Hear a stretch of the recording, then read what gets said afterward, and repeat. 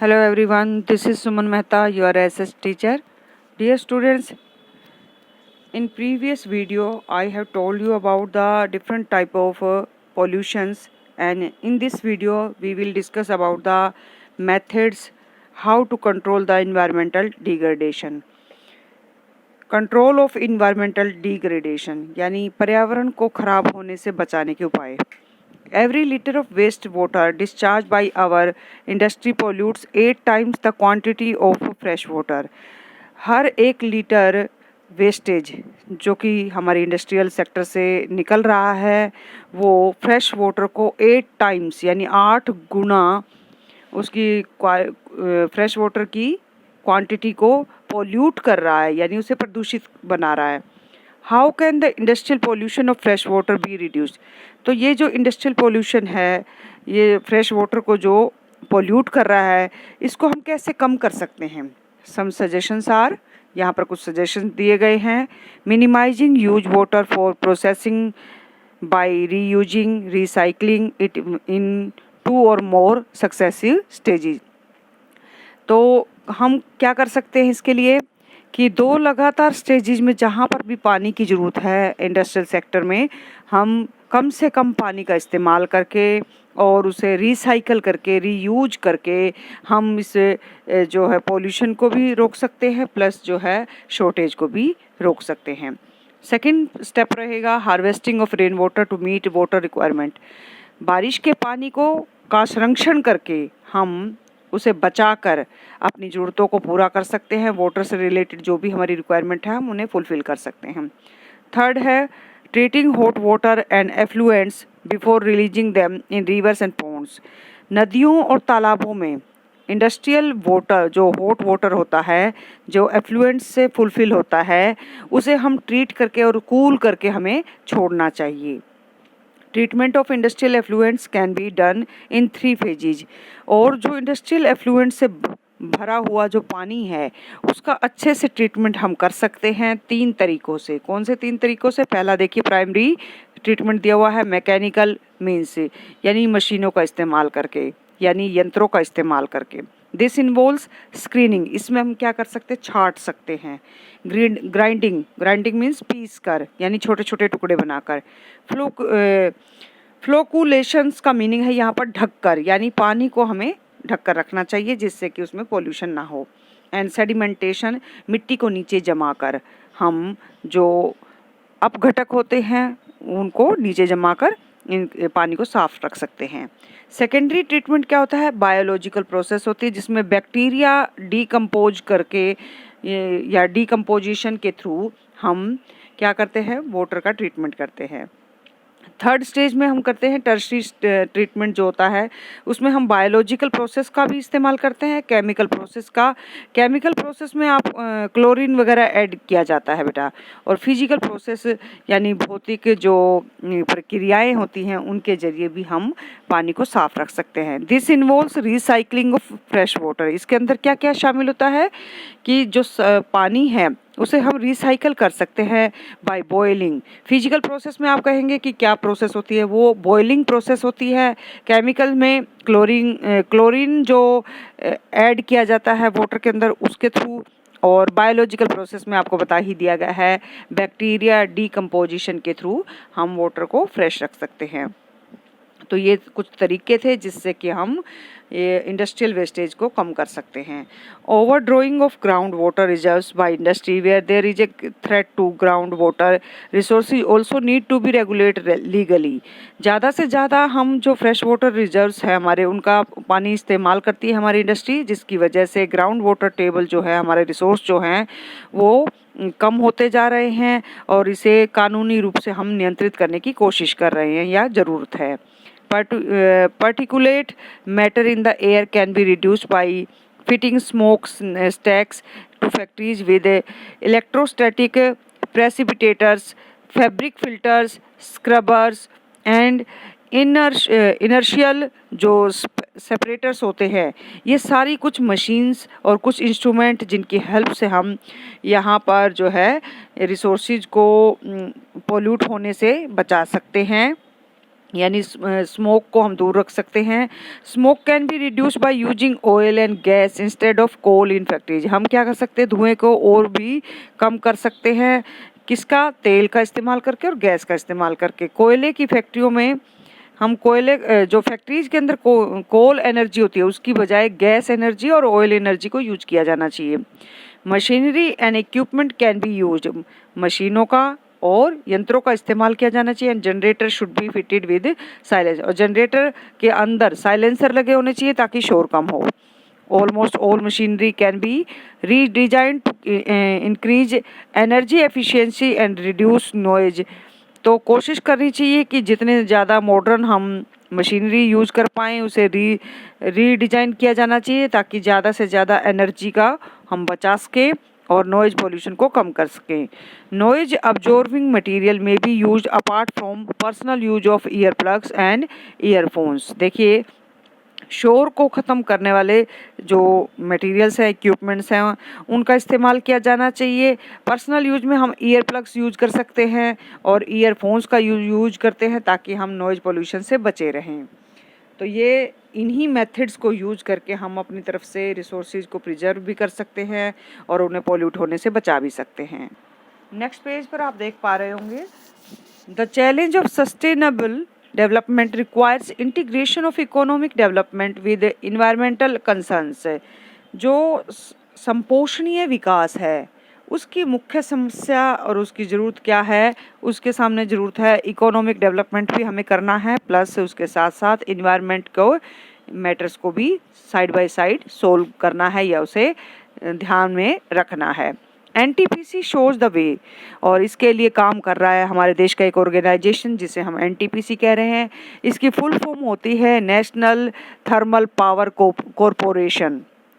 NTPC is a major power providing corporation in India. Bharat में सबसे ज़्यादा जो मुख्य रूप से जो पावर सप्लाई वाला पावर प्रोवाइडिंग कॉरपोरेशन है, निगम है, वो एनटीपीसी है। यानी सबसे ज़्यादा एनर्जी सप्लाई करने का जो मेजर टास्क है वो इसको दिया गया है।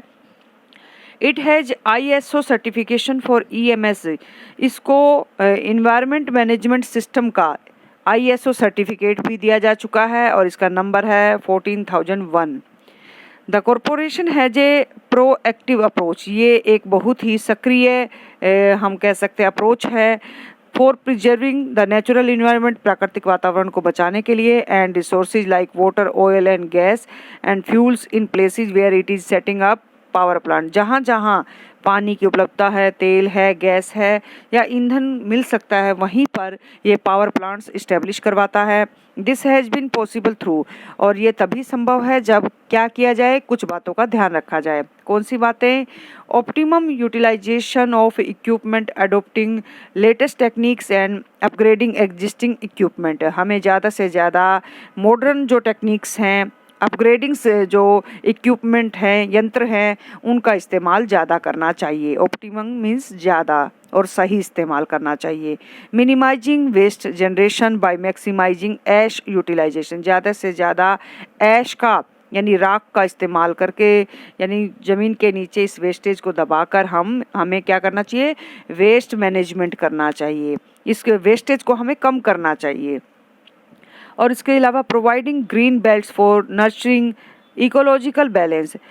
पर्यावरण या पारितंत्र के संतुलन को बनाए रखने की कोशिश करनी चाहिए। उसके लिए हमें ग्रीन बेल्ट क्रिएट करने चाहिए, मीन्स हरे यानी पौधे लगाने चाहिए। And addressing the question of special purpose vehicles for afforestation. और सबसे ज़्यादा अपने जो व्हीकल्स की जो स्मोकिंग है या फिर इससे जो एयर पॉल्यूट हो रही है उसको रोकने के लिए हमें ज़्यादा से ज़्यादा पेड़ लगाने चाहिए। फिर नेक्स्ट पॉइंट पे हम देख सकते हैं रिड्यूसिंग इन्वायरमेंटल पॉल्यूशन थ्रू ऐश पॉन्ड मैनेजमेंट। ऐश पॉन्ड मैनेजमेंट के थ्रू हम ज़्यादा से ज़्यादा पर्यावरण को पॉल्यूट होने से रोक सकते हैं। राख संग्रह, ऐश वाटर रिसाइकलिंग सिस्टम, और ऐश वाटर रिसाइकलिंग सिस्टम भी अडोप्ट किया जाना चाहिए। लिक्विड वेस्ट मैनेजमेंट भी किया जाना चाहिए, यानी जो लिक्विड वेस्टेज के रूप में निकलता है उसका अच्छे से मैनेजमेंट करना। इकोलॉजिकल मॉनिटरिंग होनी चाहिए, यानी पर्यावरण का बार बार पर्यवेक्षण होना चाहिए, उसका सर्वेक्षण होते रहना चाहिए। रिव्यूज, उसके ऊपर जो है समीक्षा की जानी चाहिए, उसकी जांच परख करनी चाहिए। And online database management for all it's power station, और जगह जगह अलग अलग जगह पर जो पावर स्टेशंस बनाए गए हैं भारत देश के अंदर एनर्जी को प्रोड्यूस करने के लिए, उनका सबका ऑनलाइन डाटाबेस मैनेजमेंट करना एनटीपीसी का काम है। यानी नेशनल थर्मल पावर कॉरपोरेशन अलग अलग जगह पर जो एनर्जी क्रिएट करने के लिए पावर स्टेशंस बनाए गए हैं उनका मैनेजमेंट अच्छे से संभालता है, उनका रिकॉर्ड रखता है, उनका रिव्यू करता रहता है, मॉनिटरिंग करता रहता है, और इसके साथ साथ ऐसे पावर स्टेशंस को ये एडवाइस भी देता रहता है इकोलॉजिकल बैलेंस बनाए रखने के लिए। इस प्रकार से वो हेल्प करता है। फिर हम नेक्स्ट में देख पाएंगे, ये चैप्टर तो हमारा यहाँ पे कंप्लीट हो गया है, लेकिन इसके साथ साथ अब एक्सरसाइज भी साथ में कर लेते हैं। मल्टीपल चॉइस क्वेश्चंस में सबसे पहले देखिए, which one of the following industries use limestone as a raw materials. सबसे ज़्यादा लाइमस्टोन का यूज करने वाली industry cement industry. Which one of the following agencies market steel for the public sector plants. Public sector plants के लिए जो है कौन सी एजेंसी की हेल्प लेकर स्टील को हम मार्केट में भेज सकते हैं, वो है SAIL. Which one of the following industry usage bauxite as a raw material. Bauxite का सबसे ज़्यादा इस्तेमाल रॉ मटेरियल के रूप में कौन करता है, यहाँ पर आप एल्यूमिनियम इंडस्ट्री करती है। विच one of the following industries manufacture telephones computer. Telephone और कंप्यूटर बनाने वाली इंडस्ट्री कौन सी है, इलेक्ट्रॉनिक इंडस्ट्री है। इसके बाद आप देख पाएंगे यहाँ पे कुछ क्वेश्चंस दिए गए हैं जिनके आंसर आपको राइट डाउन करने हैं अपनी नोटबुक के अंदर। व्हाट इज मैन्युफैक्चरिंग, सबसे पहले मैं आपको बता चुकी हूँ जब ये लेसन स्टार्ट हुआ था। Name any 3 physical factors for the location of industry. Industry की लोकेशन के लिए फिजिकल फैक्टर्स कौन से होने चाहिए, ह्यूमन फैक्टर्स कौन से होने चाहिए। व्हाट आर बेसिक इंडस्ट्रीज, यानी मूलभूत उद्योग कौन से हैं, उदाहरण के साथ समझाना है। इम्पोर्टेंट रॉ मटेरियल यूज किया जाता है जो सीमेंट में, वो अभी अभी आपको बताया गया था क्या होता है वो, यहाँ पर आपको मैंने अभी बताया था, ये है लाइमस्टोन। ठीक है बेटा, लाइमस्टोन का सबसे ज़्यादा इस्तेमाल किया जाता है। फिर इसके बाद आप देखेंगे यहाँ पर 120 वर्ड्स में आंसर लिखने हैं। How are integrated steel plants different from mini steel plants, ये मैं आपको डिस्क्राइब कर चुकी हूँ लेसन पढ़ाते समय। What problems does the industry face, इस इंडस्ट्री को कौन कौन सी मुख्य समस्याओं का सामना करना पड़ा है वो भी हमने डिस्कस किया था during the reading session. What recent developments have led to rise in the production capacity, और अभी अभी इसमें कितने ज़्यादा जो है इम्प्रूवमेंट हो चुकी है, इसकी डेवलपमेंट कहाँ तक हो चुकी है प्रोडक्शन कैपेसिटी में, तो वो चीज़ें हम लोग यहाँ पे साइड बाय साइड देख सकते हैं। How do industries pollute the environment, कैसे इंडस्ट्रीज इन्वायरमेंट को पोल्यूट करती हैं वो बताना है। Discuss the steps to be taken to minimize environmental degradation for industry या बाय इंडस्ट्री, तो यहाँ कुछ स्टेप बताने हैं ताकि इन्वायरमेंटल डिग्रेडेशन इंडस्ट्री के थ्रू जो हो रहा है उसको रोका जा सके। ये चीज़ें मैं आपको अभी अभी बता के जैसे ही वीडियो शुरू हुई थी तो वो इसी चीज़ से हुई थी कि कैसे हम इंडस्ट्रियल सेक्टर से होने वाले वेस्टेज को रोक सकते हैं। फिर इसके बाद यहाँ पर एक एक्टिविटी दी हुई है, आपको खुद इसको जो है वैसे सोल्व करना चाहिए, जो कि मैं आपको दिखा भी देती हूँ। हालांकि मैंने इसको सोल्व कर रखा है और इसके साथ आपसे भी उम्मीद की जा रही है कि इस एक्टिविटी को आप अपने लेवल पर करेंगे और आंसर बाद में मुझसे मैच कर लेंगे। सेल क्या है, steel authority of India limited है, Tata steel company of India TISCO है। और इसके अलावा एक पजल दी गई है, इस पजल को सोल्व करना है आप अपने लेवल पर। नीचे क्लू दिए गए हैं, इन क्लूज को देखते हुए इस एक्टिविटी को परफॉर्म कीजिएगा। प्रोजेक्ट वर्क दिया हुआ है यहाँ पर एक इस क्वेश्चन में, हालांकि इसकी इतनी ज़्यादा ज़रूरत नहीं है, हमें तो सिर्फ यहाँ पर मैप अगर करना है तो कॉटन टेक्सटाइल इंडस्ट्री का करना है एक तो आपको, जो कि यहाँ पे दिया हुआ है सॉफ्टवेयर टेक्नोलॉजी पार्क्स का करवाऊँगी। अगली वीडियो में मैं आपको मैप समझाने जा रही हूँ। मैं उम्मीद करती हूँ ये चैप्टर आपको समझ आया होगा और आप अपने लेवल पर भी इसको रीड करके इसके in between question answers learn करेंगे। Thank you very much.